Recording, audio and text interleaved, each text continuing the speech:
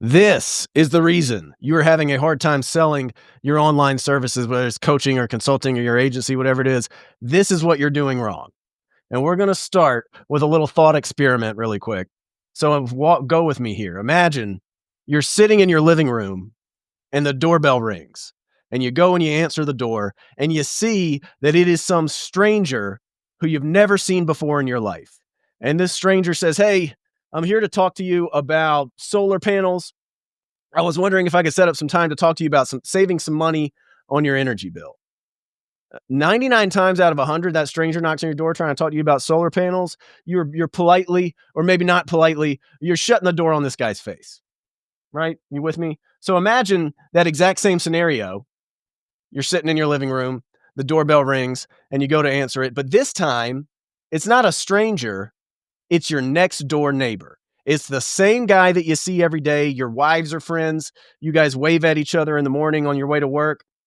You chat while you get the mail. And he asks you the same question. He says, "Hey, I just got this new job selling solar panels. Do you want to set up some time to see if we can save you some money on your energy bill?" In this scenario, the one with your neighbor, you're probably going to take the meeting. You're at least going to talk to him, hear the guy out. It's the exact same situation, the exact same sales pitch, the exact same value offer that they're making when they interrupt you from sitting in your living room doing whatever you're doing. But the only difference between the two scenarios is one's a stranger and the other one's your neighbor. The only difference is you trust your neighbor and you don't trust the first guy. And that, my friends, my viewers, that is why you aren't selling. And here's what most people think is going to happen when they look. This is what most people think their sales are going to look like when they start building their internet businesses. They think, I'm going to make my social media profile. I'm going to make some posts. I'm going to fire off some tweets, and then I'm going to DM any poor sap who decides to follow me, and I'm going to ask them to hop on a call. And then I'm going to make $1 million, and it's going to be great. If you do that, if that's your strategy, then you are the stranger from our story a second ago. You're this guy. Look at this guy right here. Look at this freaking guy. That's you. Would you buy anything from this guy ever in a million years? Absolutely freaking not. This is terrifying. I didn't know this is obviously an AI generated image. I didn't know computers had these dark thoughts, dark enough thoughts to create such a disturbing image. But that's who you are. That's who you are when you're DMing people who've followed you for a week and asking them to get on a call with you. These people don't know you. They don't care about you. Just because they follow you and saw a couple of your tweets, they don't owe you anything. They don't owe you anything, especially not the precious time out of their day to listen to your sales pitch, your half-baked sales pitch. We probably don't even have your offer right, which is another, you can watch more videos where I can teach you how to fix that part too. So the challenge as an internet marketer, which is what you are, by the way, if you're selling one of these types of services, I hate to break it to you, you're an internet marketer. Is that what you thought you were going to be when you grow up? Well, you are. You are that guy now. And P.S., people hate internet marketers. So you're already working from a trust deficit just by virtue of what you're doing. The challenge when you're an internet marketer is to transform yourself from a stranger, from this guy, into a neighbor. Whew, isn't that better? I feel way less apprehensive about having a conversation with this guy than this guy. Because I can't stop laughing at this freaking picture that the computer gave me. Look at that. When you're a neighbor, you get the benefit of people's attention. You get the benefit of people's attention, and when you're this guy, nobody's going to even want to talk to you. So how do you do it? The good news is this transformation from freaking, this is like a Stephen King character, to a neighbor, it's not that difficult to achieve. It's really not. So how do you do it? How do you go from a stranger to a neighbor? One word: exposure. And not that type of exposure, you animals. So I'll give you another thought experiment to go through right now. So when I was in college, go Tar Heels, I was in a fraternity. And anybody who's been in a fraternity is going to identify with the story I'm about to tell. So you're in a fraternity, you go through what we call rush, and every year kids would come through rush, and you pick the ones you like the most and you give them a bid so they can pledge and join the fraternity. But every year, you would get one or two kids who would come through rush who you just thought, these these kids suck. And we called them eggs, but they were dorks, they were annoying. They were horrible. And we would never give kids like this a bid, except sometimes you wouldn't have a choice. You'd have to give them a bid because they were what we call a legacy, which means they had like a rich dad or granddad, or they had a brother or somebody who came through recently. You'd have to give these annoying kids a bid. And I remember a specific kid like this from when I was there. We'll call him Jeffy. But that's not his real name. And for the first few months, Jeffy was pledging. We couldn't we couldn't stand this kid. I mean, he got bullied worse than anybody else. And we would just sit around talking crap about Jeffy, being like, "Man, I can't believe we got freaking Jeffy in here. We got to hang out with this kid." But over time, what happened was, what we noticed was our opinion of Jeffy started to change.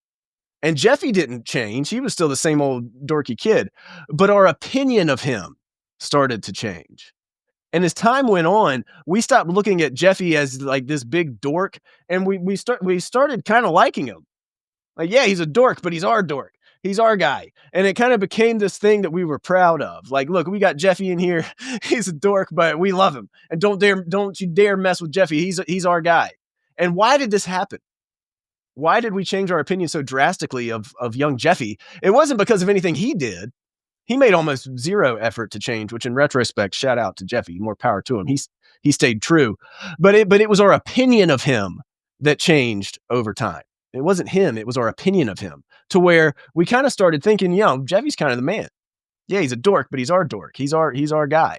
And we started really liking him after a while. So what happened? Again, nothing changed about Jeffy. The only thing that changed was our exposure to Jeffy.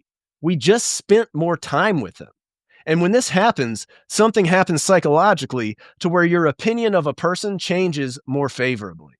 And that, to tie it back to the point of this video, is what we leverage to build the trust gap when people don't want to buy from you. When you start out looking like this because you're an internet marketer.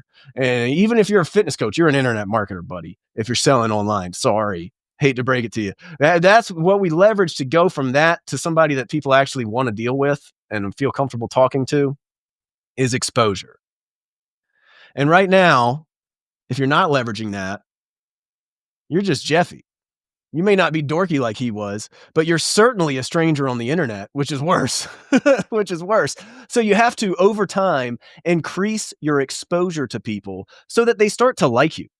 And if they start to like you, as long as you aren't like blatantly obnoxious and terrible, if you're cool and normal, which I hope you are, then exposure plus time plus volume equals trust. And trust is the magic word. And that is where you're going wrong now, because nobody's been exposed to you enough to even begin to trust you, to even begin to like you. You're a stranger. And people don't buy from strangers, at least not at scale. Why do you think people with like really high $40,000 high ticket offers that do 3-hour webinars before they pitch the thing? It's because that's the vehicle they're using to build trust. Because without that, here we go. I'm going to stop showing you this guy because he's so disturbing, but this is the last time. That's you. That's you. So how do we leverage this exposure effect, which is what this phenomenon is called, by the way? You start preferring things simply because you're around them more. How do we do that? Well, lucky for you, there are a million ways to do this now through social media. And that's the really big parrot. Look, that's going to be you. Everyone's going to love you. You can be a dork. Look, that guy's a dork, but he's leveraged the exposure effect. And that's what's so cool and powerful about social media, is we can leverage trust in such a more efficient way. When you watch enough of my videos, you may think I'm annoying at first. Maybe you don't like my accent, or you think my jokes aren't funny, or you think my hair is stupid. One guy one time said on a YouTube, he commented on my video, he said, "I didn't know Joe Dirt had a YouTube channel," which I thought was pretty funny. But you watch enough and you hear something, even in a few minutes, you hear something and you're like, you know what?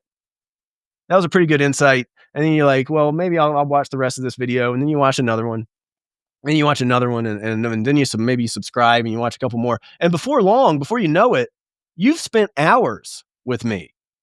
You've been with me for hours. I don't know you, but you've spent hours with me, and your opinion of me starts to change.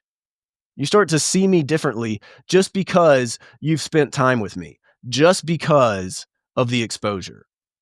And there's a really famous study from Google I don't know if this is legit or not, but it's definitely directionally right, where they came out and they said that people need to consume 7 hours. They need to spend 7 hours consuming content from somebody on average to make them comfortable purchasing from, like a content creator or a brand. So that's 7 hours worth of exposure. Let me get my Joe Dirt right. Hang on. There we go. Oh, hope that didn't yeah, we're good, we're good. So that's 7 hours worth of exposure.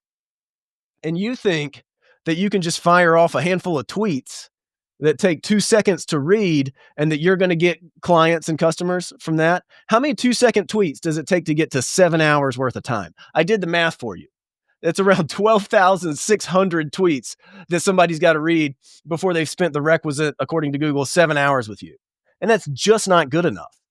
It's just not going to get you there. The market is too sophisticated now. They aren't buying from a random guy who posts a few tweets here and there, which is why if you aren't doing long form, if you aren't doing bingeable content, if you aren't consistent with it, like this guy, look at this dog here.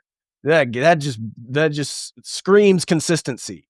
He's never taken a day off in his life. He wouldn't even know where to begin to take a day off. If you're not doing these things, longer form, bingeable content, doing it consistently over time, then you're just not going to make it there. If you aren't having conversations, longer conversations, by the way, not just hey, I saw you followed me, book a call and I'll pitch you my thing.